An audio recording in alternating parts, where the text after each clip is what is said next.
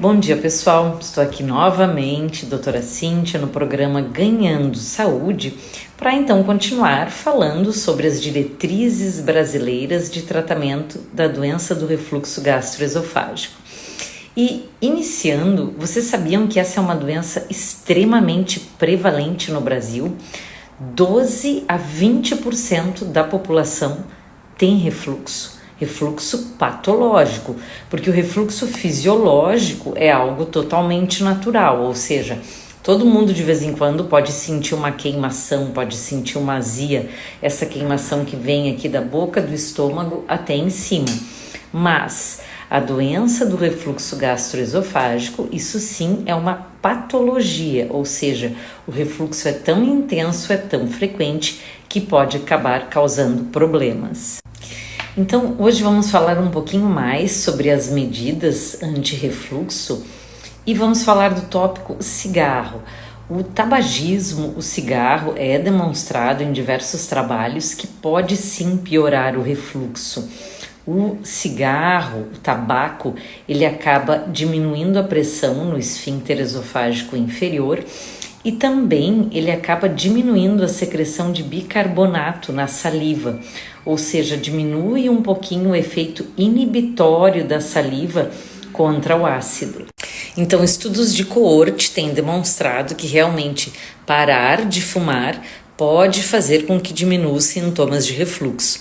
Então, olha aí, mais um motivo para parar de fumar ou nem começar. Já com relação ao álcool, o álcool também diminui a pressão do esfíncter esofágico inferior, ou seja, ele facilita, digamos que ocorra a subida da acidez gástrica. Além disso, ele aumenta a acidez gástrica e também parece diminuir as contrações esofágicas. São contrações que ajudam, digamos assim, a empurrar o bolo alimentar do esôfago para o estômago. Mas isso é um tema um pouco controverso, porque existem estudos que não demonstram vantagem na suspensão do álcool e na melhora dos sintomas de refluxo. Alguns estudos mostram, outros não. Então isso é um tema um pouquinho controverso. Já com relação aos alimentos, quem consulta comigo sabe, né? As medidas anti-refluxo, eu entrego muitas vezes uma série de alimentos que podem piorar os sintomas. Não existe, na realidade, na literatura, estudos fortes, estudos controlados, randomizados com relação a esses alimentos específicos e os sintomas de doença do refluxo gastroesofágico. Qual é a orientação, que é o que eu sempre digo para os meus pacientes? Não é que não possa comer esses alimentos, café preto, chá preto, chimarrão, tomate, gordura, fritura, doce. Pode, mas se deve evitar o excesso e cada paciente, cada pessoa deve verificar os alimentos que geram desconforto. E isso pode ser um alimento para uma pessoa e não acontecer para outra pessoa.